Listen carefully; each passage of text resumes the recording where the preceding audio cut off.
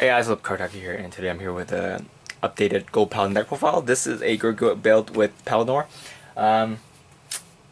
You might be asking why I'm running Pellinore, and that's because Pellinore is my favorite Gold Paladin grade 3, or one of them at least. So a lot of good memories with him, and so I decided to run it anyway. And he's quite fun. So without further ado, let's get right into the deck profile. So we're running the starting Vanguard from the 500 yen trial deck. Skill is Generic 1, Unite, move this card into Soul, load the top 3 cards of your deck, and then choose one of them and call it to a rearguard circle, and then shuffle your deck. And that unit that's called with this guy's effect gets plus 2000 power. So he helps you. He's got sort of a free trade. He doesn't cost counterblast. You go into Spring Breeze if you want to maximize your chances of activating Pellinore, but Pellinore is not really the main purpose of this deck compared to the previous build I made of Gold Paladins. So Spring Breeze is taking a back seat. So for grade for the grade 3s we're running 4 Gurguit. Gurguit is a very defensive stride break. So the skill is counterblast 1, Generic 2, counterblast 1, soul blast 1. When this card's being attacked, during your guard step, you can look at the top 4 cards of your deck and then choose one of them and call them to your guardian circle in rest position, and then shuffle your deck. And then the second skill is counterblast 1. When a unit strikes another this card, you can look at the top 4 cards of your deck and call one to a rearguard circle, and then during this turn that unit has plus 2000 power, and then you shuffle your deck. So his stride break skill, it works well with Unite, so that's nice. And yeah. So as stated previously before, running 4 Pellinore. You guys probably know what he does by now, so I probably don't need to explain. But if you guys want to see an Azel build, I built an Azel deck with all my grade 3s being Azel. I'm trying to find some Ravenhair Azels, but for now I'm just going to run Platina and what's his face? And Salvation. So if you guys want to see that build, comment down below and I'll make one soon probably. But yeah, this is my Gurguit build. So next we're running 3 of the common from G-BT07, or not G-BT07, BT010, or BT10, sorry. Skill is, when this guy's called from the deck to a rearguard circle, if you have a Gold Paladin Vanguard, you can unflip 1 damage and soul charge 1. So since this deck countercharges, counterblasts a lot and soul blasts a lot, he's quite good to get back some resource. Main downside of him is being a 8k, but it's okay because these guys give power when you call him, so he'll be a 10k for that turn, so you can just kill him off next turn with an intercept or something. Next, we're running 2 of the common dogs from G-BT010. G-BT07. Skill is Generic 1, Unite. When this card attacks during the turn, this card gets plus 1000 power. So he hits for some pretty nice numbers. So he's quite good as an attacker. I was running 4 of him before, but decided to run more cards that can help me get back resources instead. But yeah. Next we're running the double rare from G-BT03. Skill is counterblast 1. When this card attacks during his turn, when it's boosted, you can clear the cost and then look at the top 3 cards of your deck, and then call one to the rearguard circle, and then shuffle your deck. So look at the top 3 while it's being boosted, and then call one. So he combos with Pellinore. So if you need to go YOLO and hope for RNG for Pellinore, you can do that, and then you can hopefully go for a game from there. That has happened a few times. Or you can go into what's his face, Pellinore, and then pay for Pellinore's cost and hope for Pellinore, and then you might just you might be a winner. Pellinore skill is running 3 Pellinore. Skill is Unite. During this turn, this card gets plus 2000 power. So his Generic skill is Generic 1, counterblast 1. When this card's called to a rearguard circle, you can pay the cost. If you do, look at the top 3 cards of your deck, call one in the same column as this card, and then put the rest of the bottom of your deck. So he's kind of like the replacement for Lop-Ear Shooter. Lop-Ear Shooter is good, and this guy has, they both have good points, but since he's a new card, running him instead. And the main advantage this guy has is that you can call from hand and you can still call, while Lop-Ear has to be topped from deck. So there's that. So 3 Pellinore. Not running 4 because I kind of think 4 is too excessive.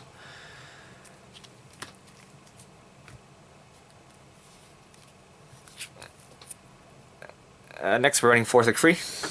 Skill is Unite. Move this card into Soul. When this unit boosts at the end of the battle, you can pay the cost you do. Draw a card. So he's mainly here to help you free some space on your field so you can use Unite the next turn. He's an alright card. Yeah, he's good for what he does. Next running 4 Stride Fodders. You can bump this down to 3 since we're running 8 group 3s, but just in case, this deck doesn't fare too well if you don't Stride. So next, running 2 of the Dog. Skill is Generation 1. When this card is called from the deck to a Vanguard circle, you can draw a card. So it's like the Generation Brick version of Dindrain, except you don't have the Soul Blast. Mainly to get some cards in your hand. And then running 4 Perfect Guards. We have to run these Perfect Guards because due to Gurguit's skill, if you hit into one of these, if you hit one into the Perfect Guard G, you can't pay for the Perfect Guard G because Perfect Guard G requires you to pay the cost, require the card to be called from hand. So if you top a Perfect Guard G, then you can't use it, but you can top these, they're fine because this one just requires it to be placed into the Guardian Circle. So that's mainly why. For triggers, we're running a crit, 4 stand. This new stand is pretty handy. Skill is Generation 1, Unite. This unit gets plus 3000 power, and a new skill. When this card boosts at the end of the battle, you can move this card into Soul to countercharge 1. So he kind of helps you get some more cost back too. Because you do get an extra Soul for him, and you do get a countercharge. So it's nice. And running 4 heals,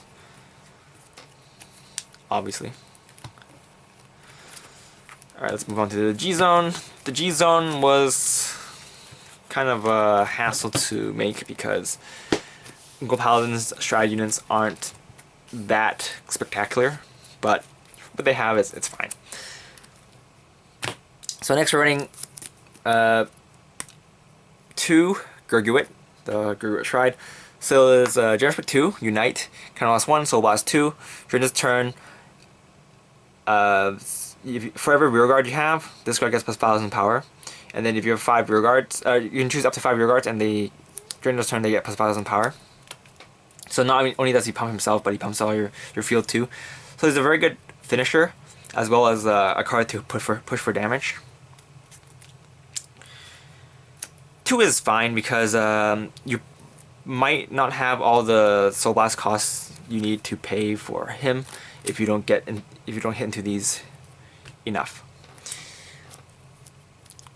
Next, we're running 2 Scourge Point. So he's like kind of the alternative to Gurguit because it doesn't require any cost.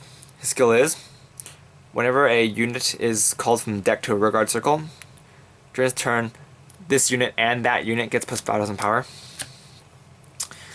So he's a budget version of Gurguit. If you don't have Gurguit, you can run this guy instead. The thing about him is that he's free, so if you don't have any resources to use, or you rather use a resource to call units out, then you're probably going to use Scourge Point instead.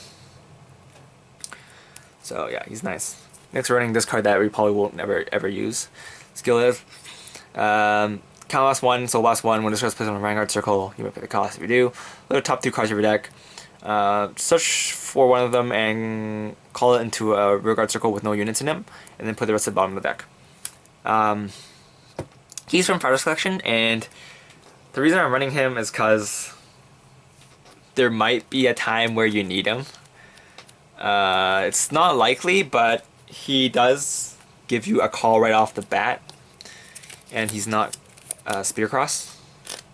So if you don't want to counterblast 2 for Spear Cross, or yeah, Spear Cross, then you can use him instead. Chances aren't likely though, unless you're in a really, really tough spot, but it'll be nice to have if you need him. So next, running this guy. He's a promo. Skill is counterblast 1, G flip 1 card, 1 discard tax. If it hits, you may pay the cost. If you look at the top 3 cards of your deck, and then call 2 units from there and into separate regard circles, and then put the rest of the bottom of your deck. So he's good as a first ride because if you do hit with him, you have access to Gurguit's Generous 2 right off the bat. So yeah, he's mainly there for that, and his counterblast 1 and he's G flip, and yeah, so his cost is pretty good. Of course you have to hit, which might be a problem if your opponent knows what you're doing, but it's fine. They guard it an attack that people would have normally taken, and you get 2 units out of it, so it's good pressure. Next, running 2 Knight of Campbell. He's mainly for your Pellinore plays if you want to go Pellinore really early on, because sometimes you might have forced your damage to a very high damage early on for some reason, and Knight of Campbell helps you maximize your chances of getting the Pellinore you need. So the skill is that when this card attack hits, look at the top 5 cards of your deck, search for one of them, call it to a regard circle, and then during this turn, shuffle your deck, and then during this turn that unit gets plus 2,000 power. Free calls are always nice. So that's that. Next, we're running 2 Spear Cross. Spear Cross was horrible before. He's not as horrible now. If you have a lot of face-up cards in your G-Zone and you got field wipe, then he's an excellent card to replenish your field. Of course, the units you call out might not be that great, but at least it's something to work with. Skill is counterblast 2, G flip 1 Spear Cross from your Persona Blast, I guess. Persona flip. And then when it's placed on Vanguard circle, you may pay the cost. If you do, for every face-up card in your G-Zone, you can look at the top, you can pay the cost, and then look at the top 5, and then for every card in your G-Zone, then you can freaking call 1. So if you have 5 face-up units in the G-Zone, then you can call 5. That's all 5 of them though, so if you have triggers, then you might have to call those triggers. But the triggers in this deck, except for the heal trigger, they all have effects, so it's not that horrible. But of course, you probably don't want to. And yeah. Oh, by the way, when you place on Vanguard circle, you have to have a face-up card in G-Zone already in order for you to use the skill. So you can't just go for him in first ride. It wouldn't be that great if he's first ride anyway, because you're going to call one unit. So let's move on to G-Guardians. Next, we're running 2 of the dog from the new set. Skill is choose one of your rear guards and put it to the bottom of your deck. When this unit is placed on Guardian Circle, you may pay the cost. If you do, look at the top 5 cards of your deck, and then choose 2 cards with different grades from them and put them into Guardian Circle. And then yeah. So yeah, basically you can RNG for better guards. So if you do hit a perfect guard, you can use it. Next, we're running 2 of the one from Project Collection. Her skill is when this was played on the Guardian Circle, if you have 2 or more rear guards, then this card gets plus 5,000 power. So she's 20k shield. Next, we're running 1 Screw. You guys know what Screw does. And we're running 1 of the hand swap. So when you place this card into Guardian Circle, you can discard 1 card to draw a card. We're not running this one because in this deck, none of the rear guards are really worth keeping. These guys might be worth keeping, but it's fine. If your opponent tries to kill them, then well, I guess they deserve to die. But yeah, that's pretty much it for this deck. Again, if you guys want to see an Azel build, feel free to leave a comment down below, and I'll work on that. But for the most part, this is my deck. It's pretty fun to play. Pellinore has won me games because your opponent's just not expecting it. And sometimes you don't expect it. You're like, oh, you know, I hit into Pellinore. He's pretty useful in this situation. So yeah, that's pretty much it for this deck profile. Thanks for watching, guys. This is Cardfight, and I'll see you guys later. Bye!